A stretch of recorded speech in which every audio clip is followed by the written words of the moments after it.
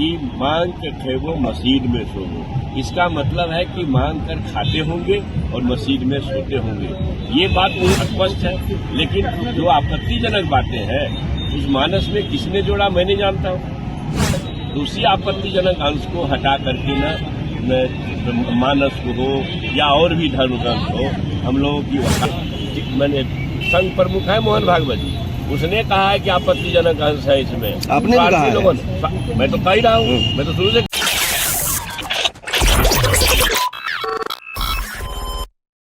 नमस्कार, मैं पीयूष कुशवाहा, बिहार टॉक देख रहे हैं। देखिए, बिहार में रामचरितमानस को लेकर फिर से सियासी जंग शुरू हो गया है। आपको बता दें कि दानापुर से रीतलाल यादव विधायक है, उन्होंने रामचरितमानस को लेकर एक आपत्तिजनक टिप्पणी कर दी कि रामचरितमानस मस्जिद में लिखा गया है। इसके साथ ही अब बिहार में बीजेपी मोर्चा संभाली हुई है इसकी, और बीजेपी के तरफ से बयान आ रहा है कि अगर रीतलाल यादव ऐसा बयान दे रहे हैं तो देने लायक नहीं है, उनकी कोई हैसियत नहीं है, क्योंकि वो गुंडे हैं और जिस क्षेत्र से वो विधायक है उस क्षेत्र के लोगों को लूटने का काम किए हैं। लालू यादव को कृपा पर विधायक बने हैं। इसके साथ ही अब उनके समर्थन में, यानी कि रीतलाल यादव के समर्थन में आरजेडी कूद गया है। इसके साथ ही आप देख सकते हैं कि प्रोफेसर चंद्रशेखर, जो कि बिहार सरकार में शिक्षा मंत्री है, उन्होंने रीतलाल यादव के समर्थन में भी बयान दिया है। क्या कुछ कर रहे हैं प्रोफेसर चंद्रशेखर, पहले आप उनके बयानों को सुने। कोर्ट में जाएगा, उसलिए फंस सकती है नियुक्ति। अब ये जो राज्य को नहीं चाहते हैं, जो राज्यवासियों का भला नहीं चाहते हैं, बिहार के बच्चों को जो 10 लाख लोगों को नौकरी देनी है, वो सरकार का संकल्प है, माननीय मुख्यमंत्री जी का, माननीय उप मुख्यमंत्री जी का। तो इस संकल्प में अगर कोई प्रयास करके कहीं न्यायिक मामले में लोगों को फंसाते हैं, ले जाते हैं, ये माना जाएगा कि ले जाने वाले लोगों की मंशा बिहार वासियों के हित में नहीं है, बिहार के बेरोजगार बच्चों की। महागठबंधन की कई पार्टियां संशोधन उसमें चाहती हैं सर। अब ये संशोधन अगर चाहती है तो सरकार सब पर नपे तुले स्थिति को देख करके ही इस तरह की नियमावली लाई है, और इससे हमारे पेरेंट लोग खुश हैं, आवाम खुश है। कुछ लोग जो नेतागिरी में लगे हुए हैं, हो सकता है उनको तकलीफ होती होगी, लेकिन उनसे सरकार निश्चित होने वाला नहीं है। सरकार अपने काम में लगी हुई है। संकल्प है 10 लाख लोगों तक नौकरी कैसे दें और फिर 10 लाख लोगों को रोजगार कैसे दें। इस संकल्प को पूरा करने में अगर कोई हमारे साथी हमारे बीच में व्यवधान बनते हो तो ये ठीक बात है। और फिर से बयान आया है उस पर रामचरितमानस पर कि मस्जिद में लिखा गया। आप एक चीज बताइए, अगर वो मांग के थे वो मस्जिद में सो, मस्जिद में लिखा गया कि नहीं लिखा गया, मैं वहां तो देख नहीं रहा था, मेरा अनुसंधान वहां तक है भी नहीं। लेकिन एक व्यक्ति अपने भ्रमण के काल में अपने द्वारा बोलते हैं, तुलसीदास दुबे जी, कि मांग कर खेबो मस्जिद में सोओ। इसका मतलब है कि मांग कर खाते होंगे और मस्जिद में सोते होंगे। ये बात उन लोगों को कहिए ना जो नफरत पैदा करते हैं, उन लोगों से बात करिए। हाँ, जहाँ आपत्ति है वहाँ स्पष्ट है, लेकिन जो आपत्तिजनक बातें हैं उस मानस में किसने जोड़ा मैं नहीं जानता हूँ। लेकिन मोहन भागवत जी कहते हैं कि स्वार्थी लोगों ने कुछ गुजर दिया, उसमें उसकी समीक्षा होनी चाहिए।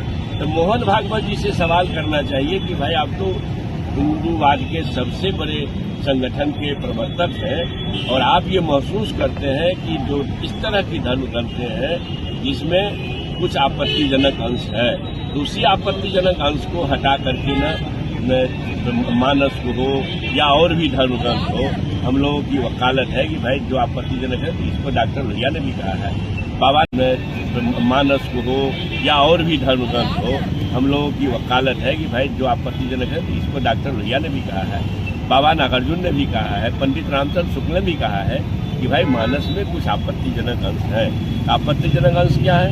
मातृशक्ति के खिलाफ अपमानजनक टिप्पणी है, नारी शक्ति कहो या मातृशक्ति, और बड़े पैमाने पर जो बड़ी आबादी है, सैकड़े 85-90% लोग जिसको बोलते हैं, जिसको मनुवाद ने शूद्र कहा है, उनके खिलाफ अपमानजनक टिप्पणी है, तो उस टिप्पणी को हटाना चाहिए। यही तो लगातार हम कर रहे हैं। आपकी सरकार पुनर्लेखन करवाएगी संशोधन करके हटाकर?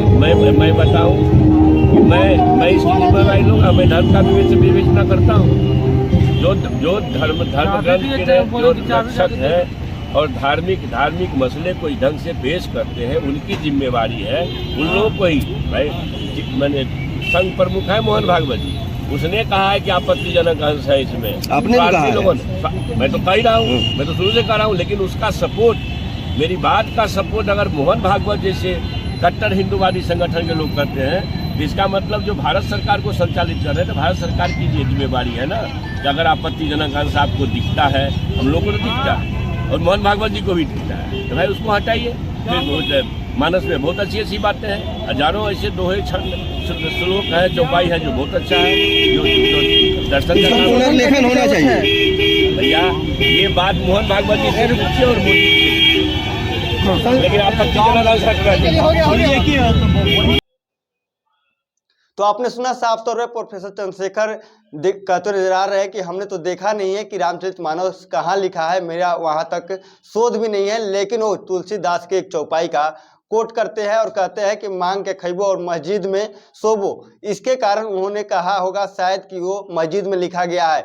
इसके साथ ही रामचरितमानस को लेकर प्रोफेसर भी पहले अपनी आपत्ति जता चुके हैं और उस अभी भी बयान पे कायम है और अभी भी कह रहे हैं कि हम उस बयान पे कायम हैं और वैसा गलत लिखा गया है तो उसका विरोध हम करेंगे भी। बहरहाल इस खबर में इतना ही। इसी तरह तमाम खबरों के लिए हमारे साथ बने रहें। आप बिहार टॉक देख रहे हैं। ऐसे ही खबरों के लिए जुड़े रहिए बिहार टॉक से। यूट्यूब पर लाइक और सब्सक्राइब करें, बेल आइकन जरूर दबाएं। फेसबुक, ट्विटर और इंस्टा पर फॉलो करें। धन्यवाद।